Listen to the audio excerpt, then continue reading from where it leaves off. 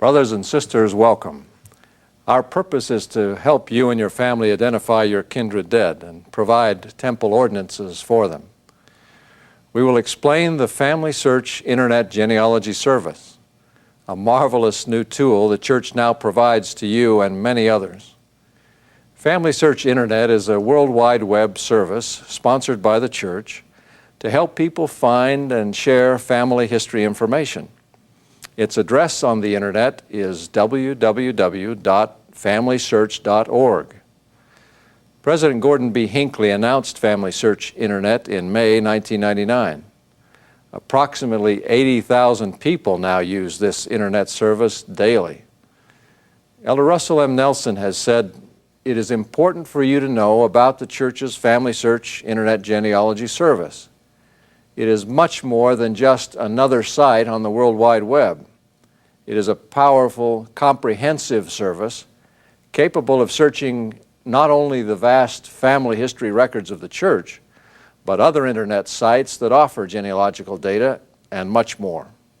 With the restoration of the gospel came an understanding of the necessity to provide temple ordinances for ourselves and our family members.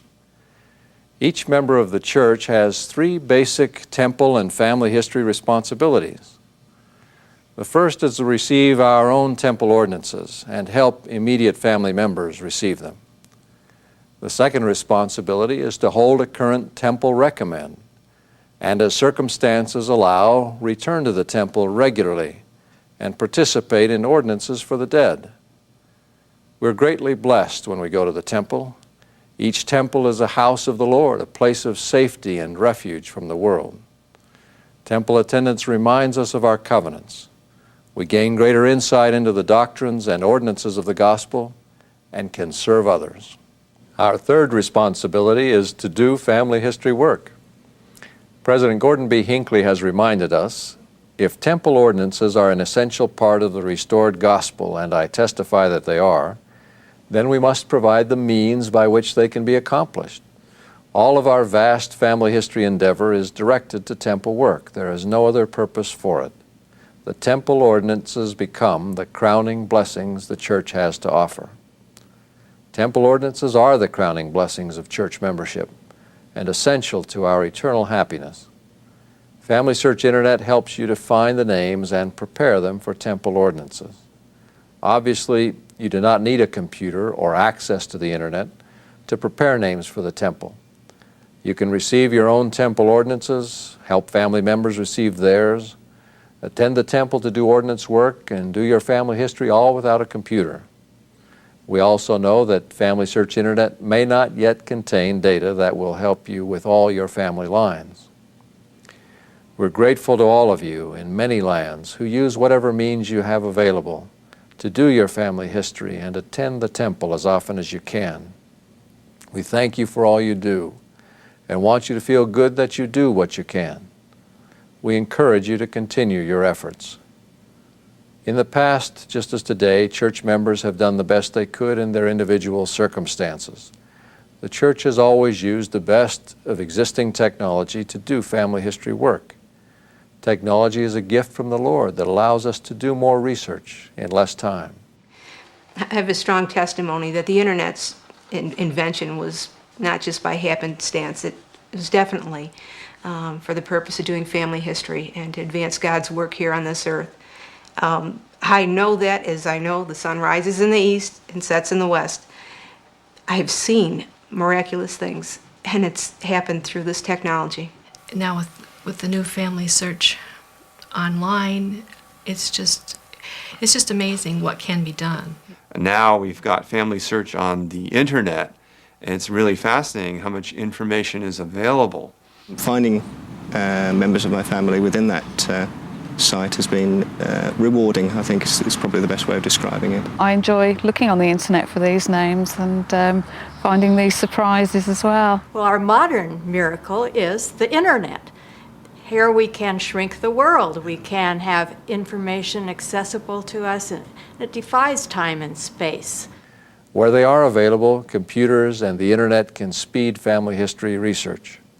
But remember, paper and pencil will always work. The Internet is a worldwide communication system available on computers 24 hours a day. A great advantage of the Internet is that it lets users do family history whenever they can, wherever they are. The technology of the Internet connects us with people and data from around the world. Through this tool, we can access records or other essential family history data, sometimes in seconds. The main benefit of having the Family Search program now online on the website, the Family Search website, is that it makes accessible in the homes and worldwide, no matter where you live. If you have access to a computer, you can get access to a lot of this data. And I just find it exciting to be able to sit at home and do this work in my own home. It just seems like a dream come true, really, to have all this on the internet. I can do family history research in my home, over the internet, through Family Search, at pretty much any time that I want to, at my convenience. Computers can store data and let you send information to family members anywhere they live. Computers, particularly when connected to the internet, also provide a way for multiple generations of a family to share information and work on family history together. A grandparent can share family stories and history with a grandchild. A grandchild can teach a grandparent to use a computer and the internet. If it is possible, we encourage you to invite your family members of all ages to participate with you in using the computer, especially Family Search Internet, to do family history work. And I'm not that comfortable with the internet. So my youngest son, Mark, who's in 6th grade, is very comfortable. And he'll show me how to do different things and where to go. And I have 2 older boys who do the same thing. And it's a wonderful feeling because I feel like they can share and appreciate what I'm doing. I grow and I learn from them, and they learn from me, and they feel the same spirit. And they get excited with me when I have new discoveries. Sometimes when my parents are using the computer to do family history things, they get a bit stuck, so I have to help them, and I sometimes have to babysit them and sit there with them to help them if any problems come up. And when I'm sat there with them, then I get to see how it's done, and they explain to me a bit about the family history and how it's done and why it's done and things. And that really helps me because I used to be a bit sketchy on what happens and why and things. I've realised that there are many youth in the branch who they know all about the internet, they know all about computers, but they don't really have an appreciation of family history. There's a lot of adults like me who were born a little bit before the computer age, and we feel a bit lost with it. So it's my intention to really try and bring the 2 generations together and have the youth who understand the technology teach the parents and teach the members of the branch and actually get involved in using the Family Search program. I think that the internet facility has made doing family history work easier.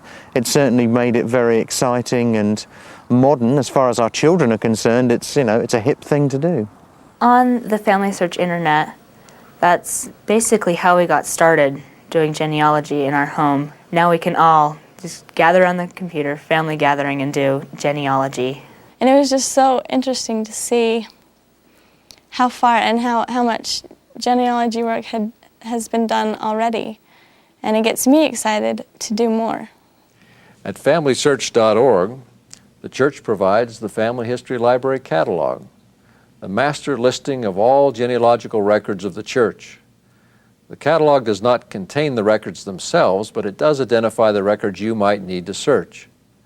Many of the records are not on the internet, so you may still need to order a microfilm or microfiche from a nearby family history center. At first, my response was, I thought, it's going to be online. Nobody will come in the center to use our computers. Yeah. But we found that that's not true at all. People are just coming with more information. Many of the patrons that come in to the center still come into the center to clarify certain things, even though they have been using the internet and have all the facilities that the Family Search Internet provides. On Family Search Internet, you can search millions of records from the extensive collection of the church. You can also view family history information found on other websites. I found my great-grandfather's name there, and not only did they have him on the International Genealogical Index, but they also had a listing of web pages that were related to it, done by other people. His wife's name was Myrtle Manning, and they had the Manning family webpage, that it was a link to that. And so I think that this is just something that really has a lot of potential. Looking at Familysearch Internet has inspired me in a way that I can use my own family history. I have a lot of information, and I've been very concerned about leaving it in a form that my nieces and nephews and other family members can have easy access to without worrying about who has what kind of software. And so for me, the feature to be able to put a site under different guises, depending on the family names, onto the internet and know that people will find it because they will come to it through Familysearch is also a huge advantage. And it's something that we will now, as a family, work to prepare our materials in that way to make them available to other people. Familysearch Internet has a variety of tools to help you find and share family history information. These will be most effective if you prepare ahead of time the information you already have about your ancestor. The icons you see on this first screen represent the major features of the service. I would like to introduce you to Search for Ancestors. Suppose I'm looking for information about Isaac Cummings. I'll use the first feature, Ancestor Search. I simply type in the name of this ancestor and can include any other information if I know it. The more information I have, the more efficient my search will be. When I click the search button, I see a list of records. Each record gives the source and a few details. I can look through this data to decide which record could be for my ancestor. To find the list of records about Isaac Cummings, a powerful search engine looks through 3 databases. First is the International Genealogical Index, known as the IGI. This lists birth, christening, and marriage records for over 600 million people. These records come from original sources, such as church records made when someone married or passed away. In our example, you can see that 50 of the records on this page come from the IGI. If I click in the box on the right-hand side, I can find even more records.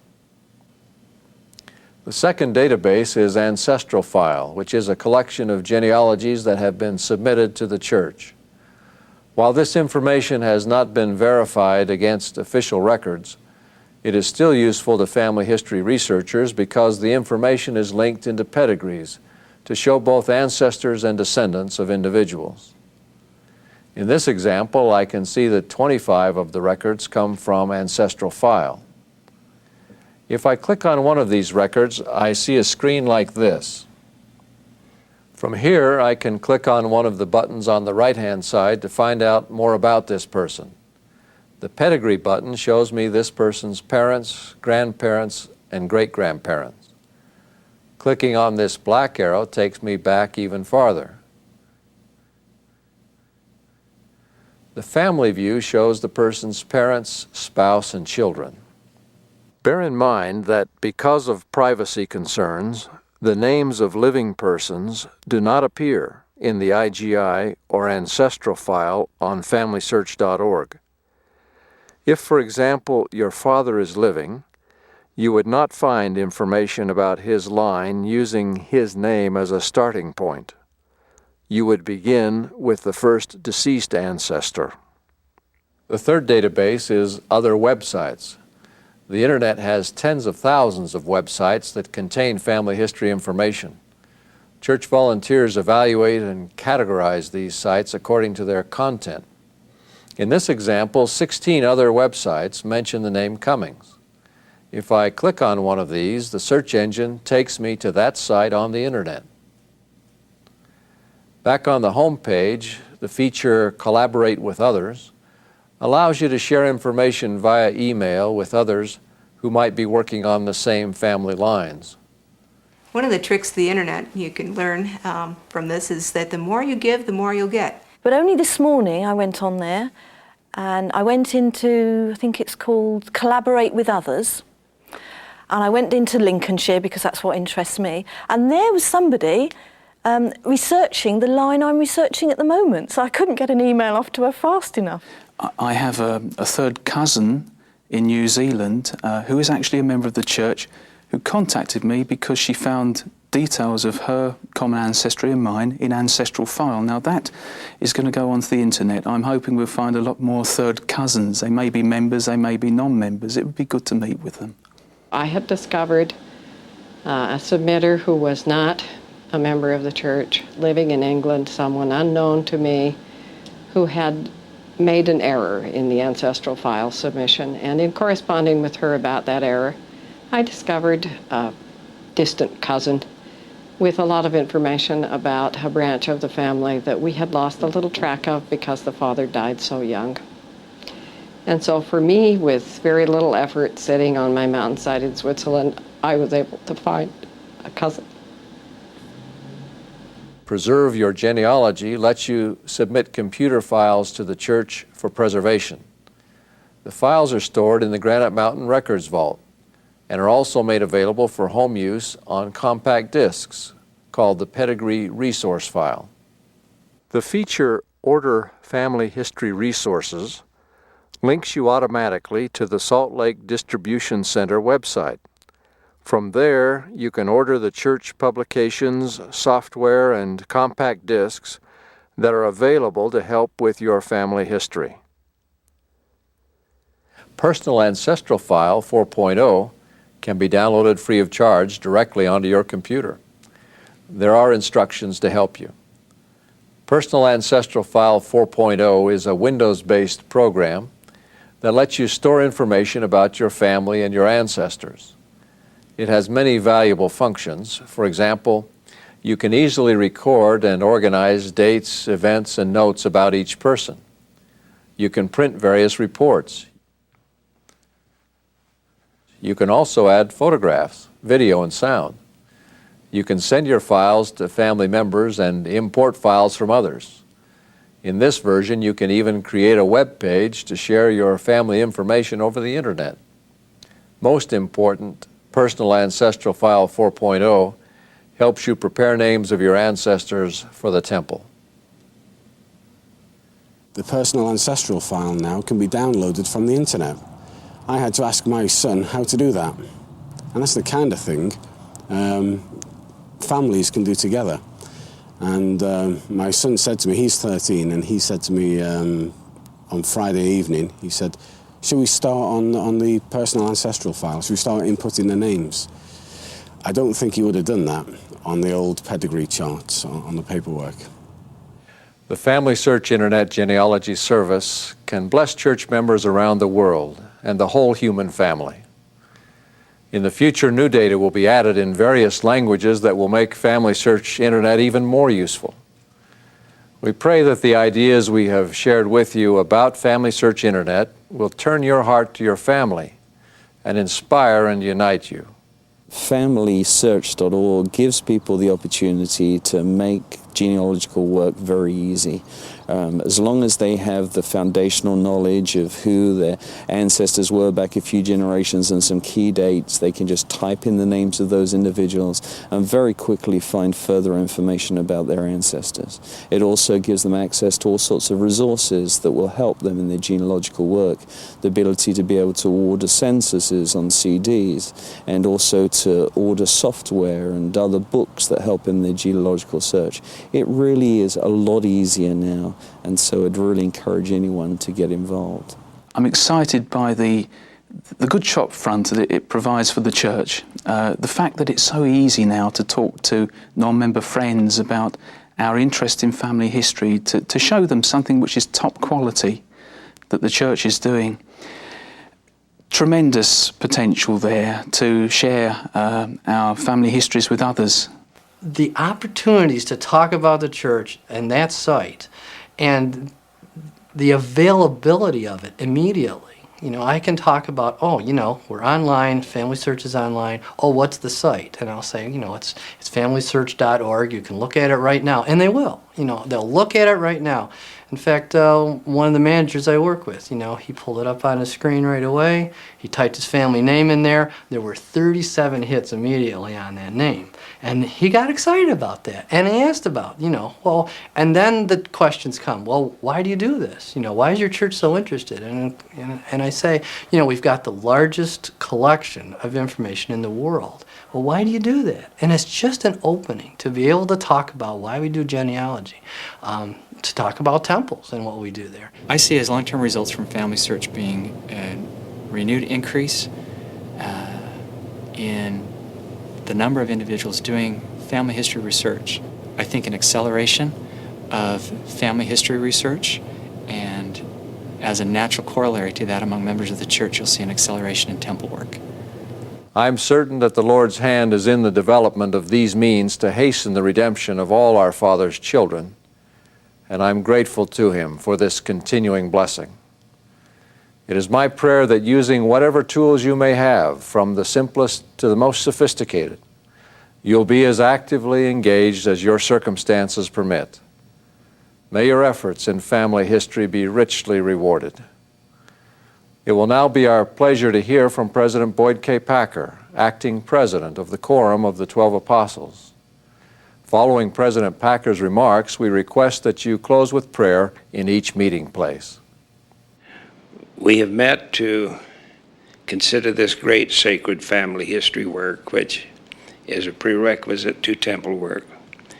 And we have had demonstrated before us the reality of what the Lord meant, at least in part, when He said, "Behold, I will hasten my work in its time.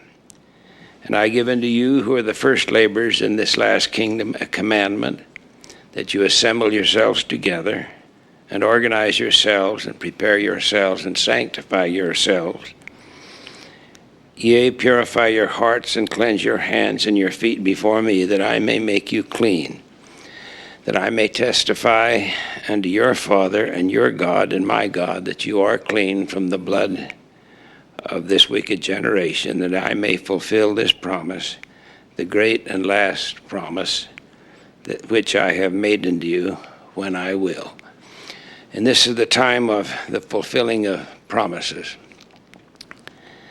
In a very real way, the church was organized and the gospel established and the keys of the priesthood were restored in order that this great latter-day work go forward. We invest ourselves in missionary work, sending missionaries literally by the tens of thousands across the world to preach the gospel to the living. And that means we are faced with a question as to what about those who lived and died upon the earth without ever having heard the gospel. The word fair comes to mind. Is it fair that someone should have lived at a time when there was no possible way to live the gospel, perhaps even to hear the word or the name Jesus Christ? I've been to China twice, and I remember a strong impression I had on the first visit of seeing the people. There were something less than 1 billion of them. I thought we saw them all on that trip. All of these wonderful people, and it's quite possible that literally millions of them have never heard or seen in writing the name Jesus Christ. And yet there is that declaration by the Lord Himself, which has no liberality in it at all, where He states that baptism is an absolute requirement to entering into His presence. Verily, verily, I say unto you, they who believe not in your words, speaking to the prophets and apostles, and are not baptized in water in my name for the remission of their sins, that they may receive the Holy Ghost, shall be damned, and shall not come into my Father's kingdom, where my Father and I am. I define that word damned as being thwarted or stalled, like we can thwart or stop the course of water flowing by putting a dam in it. And here the revelation came that unless we are baptized in water and in his name, we are damned. John said, I am the way, the truth, and the life. That is the Lord speaking. No man cometh to the Father but by me. And he has said very bluntly, there's none other name given under heaven whereby we must be saved. The ordinance of baptism is so crucial to entering into the presence of God. And Matthew quoted the Lord, straight is the gate and narrow the way which leadeth unto life, and said that there few there be that find it. Now, if there's no other name, and there is none, and if there's no other way other than baptism, and there is none, if they are both essential, why is it that most of the human family that ever lived upon the face of the earth, while they are in mortality, are denied that? There is no answer to that in any of the churches, any of the Christian churches, and it wasn't until the great revelations came in our dispensation that we finally knew and began to understand. As I've served in the presiding councils of the church now for, nearly 39 years, the thing that has grown most in my understanding has been the comprehension of and appreciation of the supernal work that has to do with baptism for the dead, with temple work, with the temple ordinances, all of which have as a preliminary step the name being located, being identified, and being processed so that the ordinance, when it is performed, is accurate. Now, what kind of a being would set such a restricted standard, such a narrow channel, and then allow that most never could have it?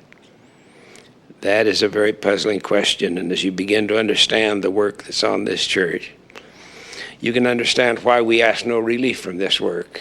I know I have been told more than once that how foolish we are, that we will never get it done, that it's impossible, to which we say, we will do anyway, we'll do it anyway. And then they point to the records that have been lost and burned, people who have been died and their births and their deaths never recorded. What are you going to do about them? One word answer: revelation. Revelation.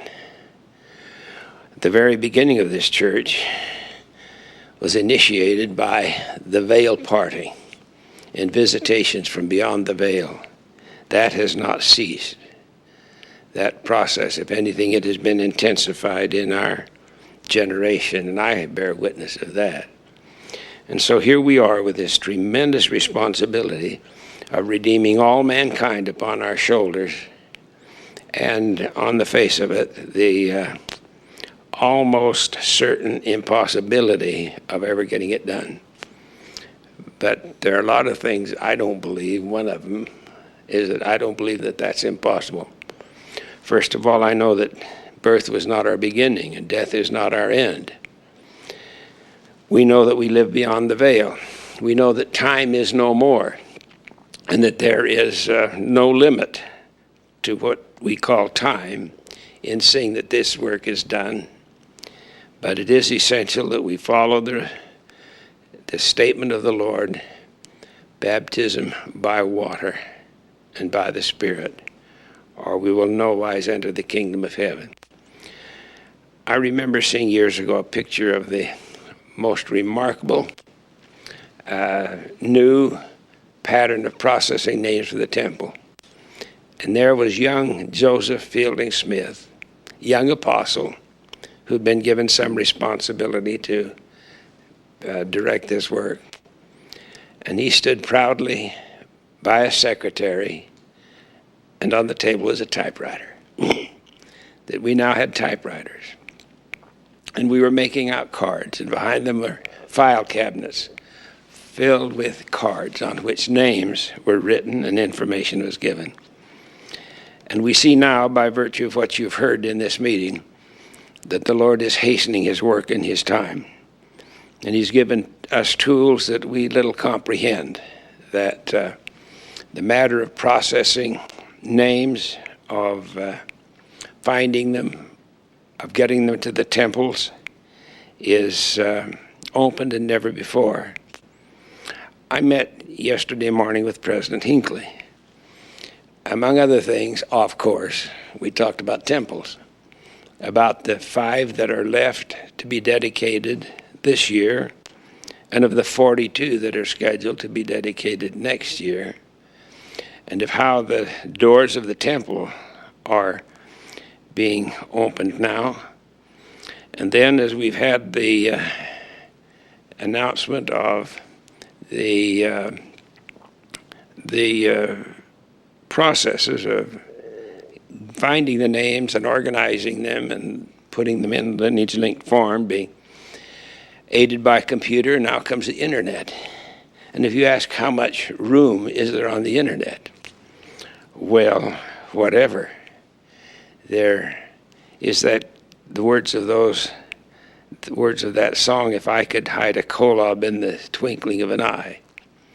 There is no end to matter. There is no end to space. And there isn't. It's elementary. If you say there's an end to space, I'll simply ask, well, what's on the other side of the barrier?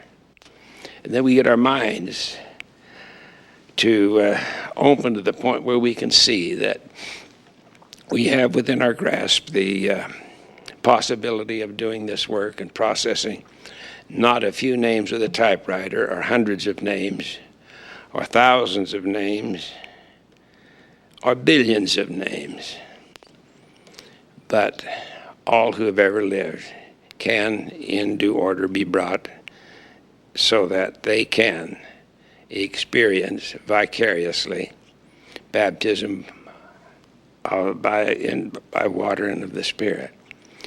Now, I want to maybe give a caution and a perspective. A few years ago, I was in an automobile accident, and I had a muscle in the back of my eye torn, and I had to have eye surgery. And I was a little nervous about a doctor working on the back part of my eye to do a little repair work. But as I went through the process, he knew exactly what he was doing. And I had to put my trust in him that he did.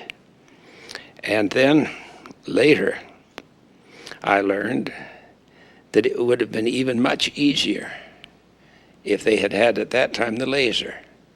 Now they have the laser. And they can do things that were never thought of before. And they have the equipment that is manufactured, and there are those that know how it works, those who know all the principles by which it works. And ordinary doctors in almost any community can run the laser and accomplish these great miraculous things. But I wouldn't want to submit myself to a doctor who hadn't been to medical school, who didn't know the basics. I heard a man say that he would rather have a man who knew his medicine take an old rusty can from a gutter and fill it with water and heat it over an open fire and take a dull knife and sharpen it on a curbstone and take out my appendix, then I would want to submit to go into the highest tech operating room in the country and have somebody who didn't know anything about the body take out my appendix. Now, there will never be an end to our need to know the basics. Speaking figuratively, we must know the routine, the dull, ordinary, maybe tiresome routine of recording names. What I know about family history work is not simply the administration of it, because I've been to the record office and with my wife sat and gone through the dusty books and opened books that I know haven't been opened since they were closed hundreds of years ago, and making sure that we knew the footnotes and understanding family relationships and understanding the place and the name and all of this. The laser does great work and the internet does great work, but it doesn't do that. There'll never be an end for our need for hundreds of thousands of people who have no idea how to run a computer, who wouldn't know how to enter the internet. They just don't. And they're past the age when they want to know. Well, they're not going to become obsolete. The internet will become obsolete before they will. It takes the spirit, and the spirit and the heart. There's no work that I know of that is so immersed in the spirit as this sacred work of preparing names for the temple and then the subsequent ordinances that are performed there. So those of you who are listening who are a little bit frightened, and we're talking about the internet and computers and all of the rest of it, they have their little place to expedite things. But the great work will be done by the rank and file, generally by the older people. And the feelings that come when you're a little older, and the looking back and the looking forward, and an appreciation for your forebears that you've never had before, then that's the essential ingredient. I brought a note here, if I can find it, from a letter. And the letter was written January the 17th, 1889 in Safford, Graham County, Arizona. And it was written by Mary Packer, a daughter-in-law to my great-grandfather, who was the first of our line in the church. And it was written to Martha Packer, whom as a boy I knew as Aunt Mattie. And the letter was written just a day or two before my great-grandfather died. His daughter-in-law, after describing the distress and difficulty he had suffered in the last several weeks, said, "But I will do all I can for him, for I consider it my duty. I will do for him as I would like someone to do for my dear mother, for I am afraid I shall never see her in the spirit world again." And then, your father says, this is my great-grandfather, "Your father says for you all to be faithful to the principles of the gospel and ask the blessings of Abraham, Isaac, and Jacob upon you all, and bid you all goodbye until he meets you in the morning of the first resurrection." And then she concludes, "Well, Martha, I can't hardly see the lines for the tears, so I will stop writing. From your loving sister, Mary Ann Packer." His last thought was for his children. And the last thought of the prophets in mortality has been for the great work that unites the human family, which carries with it the power of inspiration, sets us apart from all of the other church as no other doctrine does, and gives us the opportunity to live above ourselves with blessings poured out upon us as we enter into this great work.